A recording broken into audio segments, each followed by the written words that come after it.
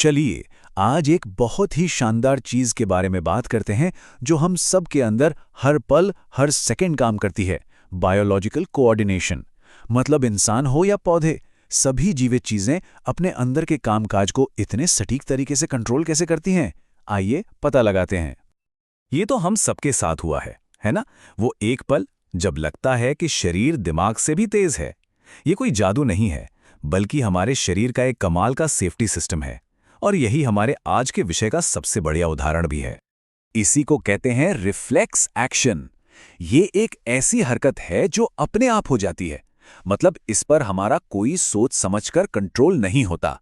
और ये इतनी तेजी से होती है क्योंकि इसका एक ही मकसद है, हमें किसी गंभीर चोट से बचाना। और ऐसे में सोचने का वक्त कहाँ होता है? तो चलिए इस रिफ्लेक्स एक्शन से थोड़ा जूम आउट करते हैं और बड़ी तस्वीर देखते हैं। दरअसल शरीर के जितने भी ये सिस्टम है ना, इन सब का एक ही बड़ा मकसद है, होमियोस्टैसिस बनाए रखना। ये शरीर की वो जबरदस्त काबिलियत है जो अंदर के माहौल को एक जैसा स्थिर रखती है, चाहे बाहर दुनिया में कुछ भी क्यों ना हो रहा हो। तो सवाल यह है कि ये बैलेंस बनता कैसे है। सबसे पहले बात करते हैं हमारे शरीर के सुपर फास्ट, कह सकते हैं कम्युनिकेशन नेटवर्क की। हमारा नर्वस सिस्टम ये बिजली की रफ्तार से मैसेज भेजता है। अब देखिए इस स्लाइड पर जो सबसे मजेदार बात है ना, वो ये है कि ये पूरा का पूरा रास्ता दिमाग तक जाता ही नहीं। सिग्नल सीधा स्किन से स्पाइनल कॉर्ड तक जाता है और स्पाइनल कॉर्ड फौरन मांसपेशियों को ऑर्डर दे देता है कि हटो। दिमाग को तो बाद में खबर मिलती है कि अरे कुछ हुआ है। ये कीमती मिलीसेकंड्स बचाता है और हमें बड़ी चोट से बचा लेता है। लेकिन शरीर सिर्फ अपने आप होने वाली हरकतें तो नहीं करता।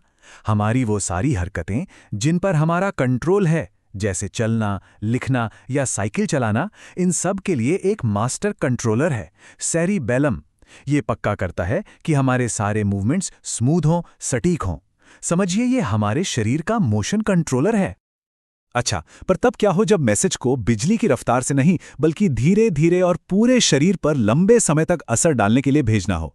यहीं पर हमारे शरीर का दूसरा कमाल का सिस्टम काम आता है, एंडोक्राइन सिस्टम, जो हार्मोन्स नाम के केमिकल मैसेंजर्स का इस्तेमाल करता है। हार्मोन्स की दुनिया का सबसे फिल्मी हीरो है एड्रेनालिन। इसे इमरजेंसी हार्मोन भी कहते हैं। और क्यों? क्योंकि ये तब निकलता है जब शरीर को किसी खतरे का सामना करना पड़ता है। ये हमें लड़ो या भागो वाली सिचुएशन के लिए तैयार करता है। और जैसे ही एड्रेनालिन खून में घुलता है, शरीर में एक साथ तूफान आ जाता है। दिल की धड़कन तेज, ब्लड प्रेशर हाई, खून में शुगर का लेवल एकदम से बढ़ जाता है ताकि मसल्स को तुरंत एनर्जी मिले। ये शरीर को किसी भी चुनौती से निपटने के लिए मानो सुपरचार्ज कर देता है।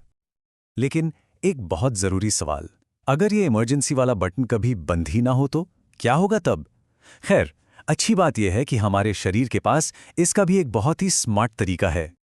इस स्मार्ट तरीके को कहते हैं फीडबैक मैकेनिज्म। ये बिल्कुल घर के एसी के थर्मोस्टेट जैसा है। जब कोई हार्मोन ज्यादा हो जाता है तो ये सिस्टम उसके प्रोडक्शन को कम करने का सिग्नल भेजता है, और जब कम होता है तो प्रोडक्शन बढ़ाने का। चलिए इसे इंसुलिन के उदाहरण से समझते हैं। मान लीजिए हमने कुछ खाया और खून में शुगर का लेवल बढ़ गया। अब ये बढ़ा हुआ शुगर लेवल पैनक्रियास के लिए एक अलार्म की तरह है और वो फौरन ज्यादा इंसुलिन रिलीज करना शुरू कर देता है। ये इंसुलिन एक चाबी का काम करता है। ये शरीर की कोशिकाओं के दरवाजे खोलता है ताकि वो खून से शुगर सोख लें, और नतीजा, ब्लड शुगर लेवल वापस नॉर्मल हो जाता है। और जैसे ही शुगर का लेवल नॉर्मल होता है, ये खुद ही पैंक्रियास को सिग्नल भेजता है कि बस अब और इंसुलिन की जरूरत नहीं।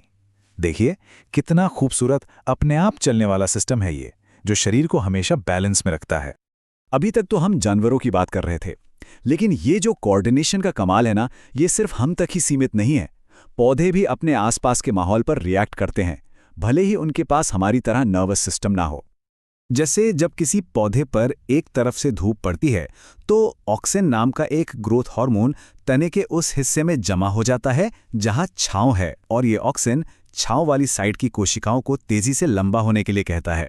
नतीजा, तना रोशनी की तरफ मुड़ जाता है। ये पौधों का अपने माहौल को जवाब देने का शानदार तरीका है। तो अब तक हमने दो मेन सिस्टम देखे, एक बिजली की तरह तेज नसों वाला और दूसरा धीमा हार्मोन्स वाला।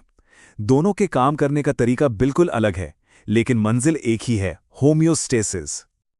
और ये स्लाइड इस फर्क को बिल्कुल साफ कर देती है। देखिए, नर्वस सिस्टम एक फाइबर ऑप्टिक केबल जैसा है, एकदम तेज, सीधा और एक खास पॉइंट पर सिग्नल पहुंचाता है। दूसरी तरफ एंडोक्राइन सिस्टम एक रेडियो सिग्नल की तरह है, धीमा, हर तरफ फैलता है, लेकिन असर सिर्फ उन पर होता है जिनके पास सही रिसीवर यानी रिसेप्टर हों। और ये सब हमें एक बहुत ही दिलचस्प सवाल पर लाके खड़ा कर देता है। हम अपनी सोचने समझने की शक्ति पर बड़ा नाज करते हैं, लेकिन क्या असली चमत्कार वो नहीं जो हमारे शरीर के अंदर खामोशी से, बिना हमसे पूछे, हमें हर पल जिंदा और संतुलित बनाए रखने के लिए चल रहा है? वाकई सोचने वाली बात है।